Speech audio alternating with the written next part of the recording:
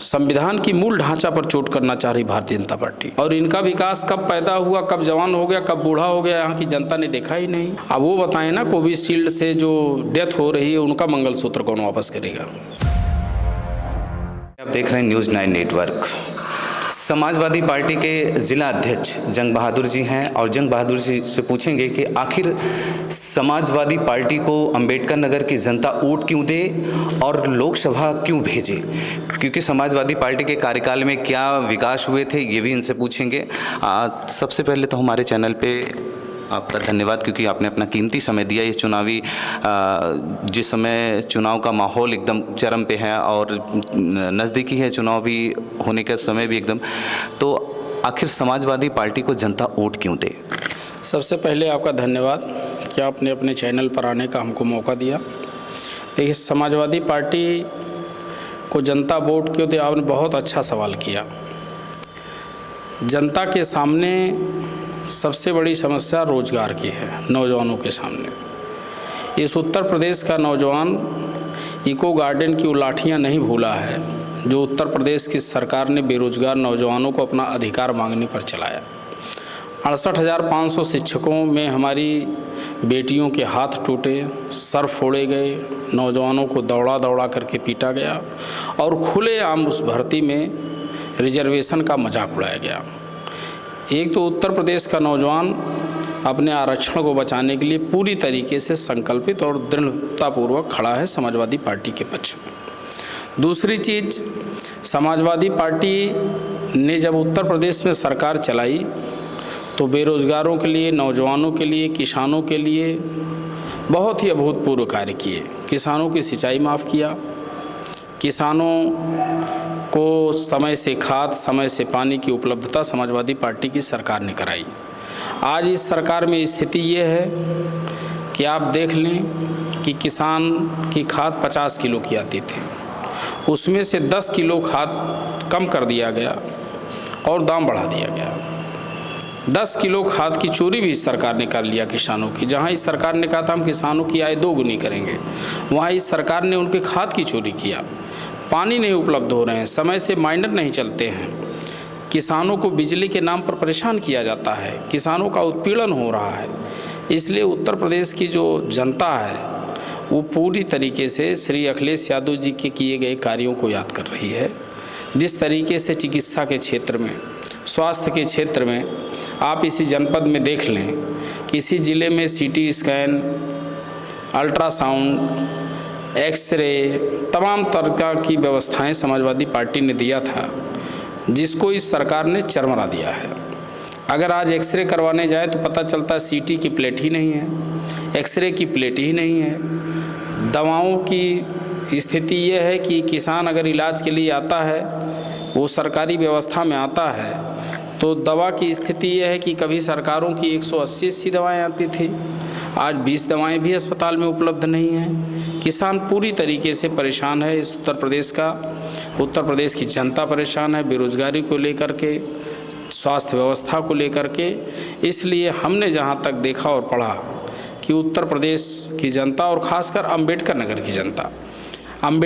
की जनता तो इंतज़ार कर रही है कि भारतीय जनता पार्टी का विकास अंबेडकर नगर में कब पैदा होगा। जो विकास इनका पैदा हो रहा था वो कब पैदा हुआ, और इनका विकास कब पैदा हुआ, कब जवान हो गया, कब बूढ़ा हो गया, यहाँ की जनता ने देखा ही नहीं।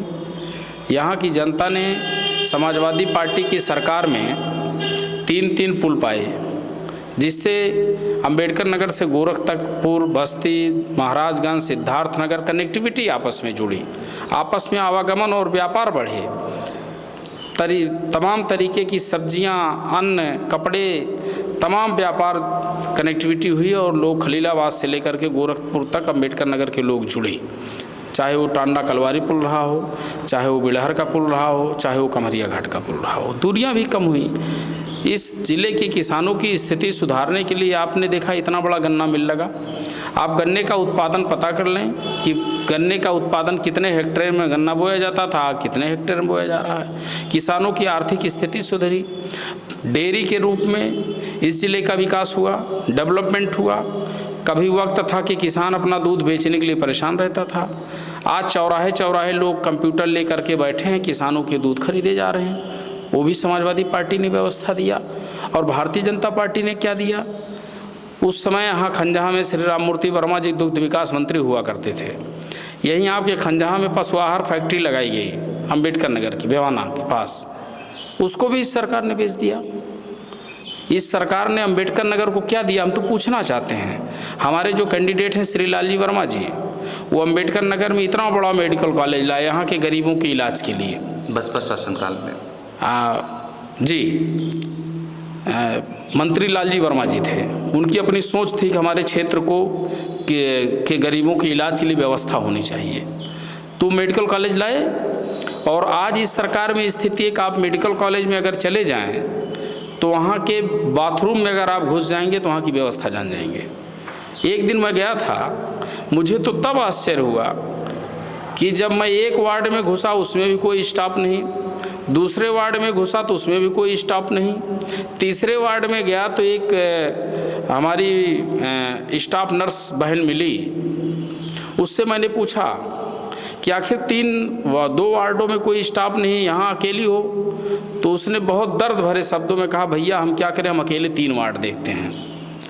मैन पावर की कमी है, पूरे मेडिकल कॉलेज में इलाज के नाम पर व्यवस्था ध्वस्त है, राजनीति का अड्डा बना दिया इस सरकार ने उसको। भारतीय जनता पार्टी ये बताए कि अंबेडकर नगर में कौन सा विकास किया, क्यों यहाँ की जनता वोट देगी? अंबेडकर नगर में एक विकास हुआ है। जब आप कचहरी रोड पर बढ़ेंगे तो भारतीय जनता पार्टी का 3 स्टार कार्यालय है, जहाँ इनके नेता इस गर्मी में एसी चला के आराम करते हैं। वो तो पूरे भारतवर्ष में उस तरह के कार्यालय बने हैं, पूरे भारत। बाबा अंबेडकर नगर में देख रहा हूँ, इसलिए मैं बता रहा हूँ कि वही एक विकास दिखाई पड़ रहा है कार्यालय का, बाकी तो हमें कोई विकास यहाँ की जनता देख नहीं रही है। मोदी जी बार बार कहते हैं 400 पार का नारा दे रहे हैं, क्या संभव है 400 पार जो नारा दे रहे हैं कि आ सकता है 400 पार? 400 पार कैसे आएगा? कश्मीर में तो कैंडिडेट ही नहीं लड़ाया, तो वहीं घट गई उतनी सीट। 400 पार कैसे आएगा? ये एक मेंटली प्रेशर बनाने का। 370 की धारा कामयाब नहीं हुई वहाँ पे हटाने का। 370 की अगर धारा काम करती तो कैंडिडेट क्यों नहीं लड़ाता? वहाँ कमल खिलाए ना जम्मू कश्मीर में, क्यों वहाँ से कैंडिडेट नहीं लड़ाने? लड़ाए कैंडिडेट, तब तो पता चलेगा वहाँ की जनता को कैसा लग रहा है 370 से। जी, समाजवादी पार्टी और कांग्रेस का गठबंधन जो महागठबंधन के रूप में है, कई पार्टियों ने दिया, तो इसमें क्या लगता है कि ये जो बार बार कहा जाता है कि मोदी जी भी हाल में ही एक बयान आता है कि अगर कांग्रेस की सरकार आती है तो आपके 2 भैंसें हैं, एक भैंस खुल ले जाएंगे, फिर महिलाओं के जो मंगलसूत्र हैं वो भी छीन ले जाएंगे, ये क्या ये है कि अगर आपकी गठबंधन की सरकार बनती है तो इस तरह की कांग्रेस काम करेगी? ये हताशा और निराशा है। अब इन्होंने अपनी पत्नी का मंगलसूत्र छीना है तो ये समझते हैं सब छीन लेंगे। इनकी ऐसी सोच है, ये घटिया मानसिकता का परिचायक है। देश के प्रधानमंत्री को इस तरीके का बयान नहीं देना चाहिए। देश के प्रधानमंत्री को ये बताना चाहिए कि हमने 10 साल के कार्यकाल में भारत को क्या दिया है, इस पर उनको बात करनी चाहिए। आप राम मंदिर गए थे? नहीं, हम राम मंदिर तो हम तो वहीं पढ़े लिखे हैं, बार बार आते जाते रहे हैं। क्या लगता है कि चुनाव से पहले राम मंदिर का उद्घाटन और कहीं चुनाव को साधने के लिए, चुनावी जीत की साधने के लिए इस तरह तो भारतीय जनता पार्टी ने काम नहीं किया? पहली चीज़ तो देखिए, हमने पहली बार सुना मंदिर का उद्घाटन हो रहा है। ईश्वर से बढ़कर कोई नहीं है। ये कहते हैं कि हम राम को लाए हैं, ये कहते हैं हमने राम को आवाज़ दे दिया। किसकी हैसियत हो जो राम को ला सकता है? राम थे, राम हैं, राम रहेंगे। कहते हैं 500 साल पुराना जो झगड़ा था, जो विवादित था, उसको हमने हल कर दिया। नहीं, वो तो मामला न्यायालय में था, वो तो मामला न्यायालय में था, माननीय न्यायालय के निर्देश पर सब कुछ हुआ है। लेकिन राम आस्था के विषय हैं, और ये राम को कहाँ मानते हैं? आप बताओ। मर्यादा पुरुषोत्तम भगवान राम को मर्यादा पुरुषोत्तम कहा गया। हमारे नेता डॉक्टर राम मनोहर लोहिया जी कहते थे कि राम भारत के उत्तर और दक्षिण के नायक हैं। अयोध्या से रामेश्वरम तक पूरे समाज को जोड़ने का काम किया, समाज में भाईचारा बढ़ाया, लोगों को हर जात धर्म संप्रदाय के लोगों को जोड़ा।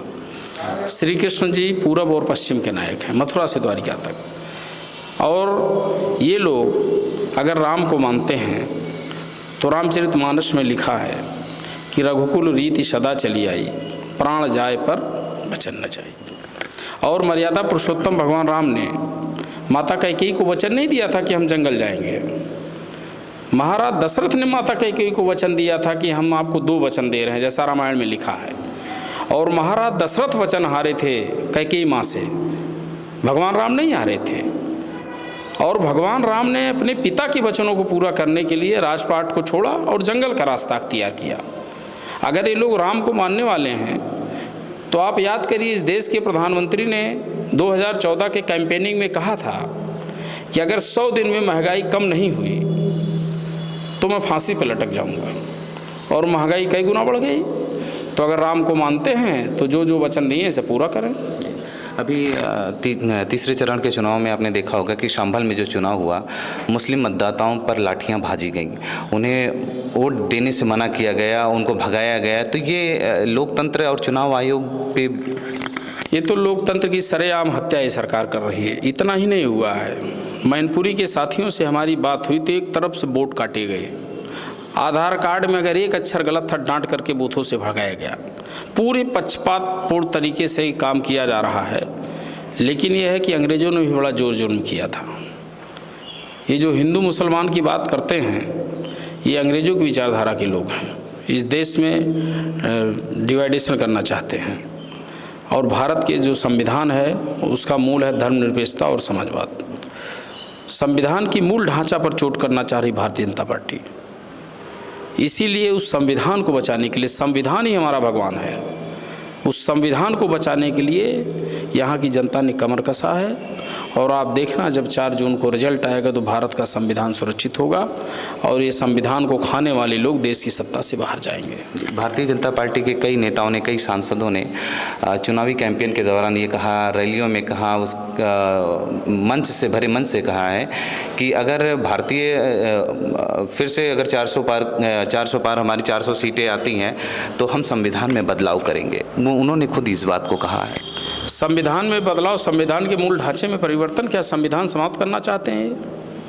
इसीलिए तो हमारे राष्ट्रीय अध्यक्ष जी ने भी कहा कि ये लड़ाई अब किसी जाति, धर्म, संप्रदाय, वर्ग की नहीं है। ये लड़ाई 2 वर्गों में है। एक तरफ संविधान को खाने वाले हैं, दूसरी तरफ संविधान को बचाने वाले लोग हैं। तो आज संविधान को बचाने वाले लोग, इस देश का जो संविधान में विश्वास करने वाली जनता है, संविधान को बचाने के लिए इंडिया गठबंधन के साथ खड़ी है। हमें ये पूर्ण विश्वास है कि जब 4 जून को परिणाम आएंगे तो भारत की जनता अपने इस खूबसूरत लोकतंत्र और संविधान को भी बचाएगी और इस सरकार को भी हटाएगी। आपको पूरा दावा है कि ये सरकार हट जाएगी? निस्संदेह, जहाँ तक हमें जानकारी है। तो इनका 400 पार का जो संकल्प है वो अभी तो कहने को अन्य स्टेट में भी कहते थे, मिजोरम में इतना पार, मणिपुर में उतना पार, कहाँ हुआ? कहीं हुआ कुछ? जहाँ गए दावा वहाँ सब फेल हुआ, ये भी फेल होगा। कांग्रेस के राहुल गांधी का कैंपेन किस तरह लग रहा है इस समय? एकदम इंडिया गठबंधन का पूरा कैंपेन पूरे देश में अच्छा चल रहा है। जनता का भरपूर समर्थन मिल रहा है। और इस सरकार के खिलाफ भी मैंने एक रिपोर्ट में पढ़ा कि इस सरकार के खिलाफ 63% से ऊपर मतदान सत्ता के खिलाफ हुई है। अच्छा, गाय को माता मानने वाले अगर वीफ वाली कंपनी से ही चंदा लेते हैं, इलेक्ट्रोल बॉन्ड की तरह खुलासा हुआ, तो फिर ये कैसे हिंदूवादी नेता हैं कि गाय को माता कहते हैं और गाय से ही चंदा लेते हैं? अब ये तो इनके नेताओं के स्लाटर हाउस के लाइसेंस हैं गाय कटवाने के। मैंने कहा ना, भाजपा जो कहती है वो करती नहीं, सब ढपोलबाजी है। इनका ना कोई सिद्धांत है, ना कोई वसूल है। न किसी धर्म को मानते हैं, न किसी जाति को मानते हैं। इनका एक वसूल है कि उद्योगपतियों को, इस देश के धन को लुटवाना उद्योगपतियों से, यही इनका सिद्धांत है। कोविशील्ड के बाद में इतना बड़ा खुलासा हुआ, जो कोर्ट में ही खुलासा हुआ है कि इस इंजेक्शन को लगाने के बाद बड़ा घातक साबित हो रहा है ये इंजेक्शन। इस पर क्या देश के प्रधानमंत्री और इस पे बड़े प्रचार प्रसार भी किए थे, अब क्या कहेंगे इस पर आप? फोटो भी हटा लिया हमने, सुना, अब तो हट गए। अब वो बताएं ना, कोविशील्ड से जो डेथ हो रही है उनका मंगलसूत्र कौन वापस करेगा? ये तो प्रधानमंत्री को बताना चाहिए।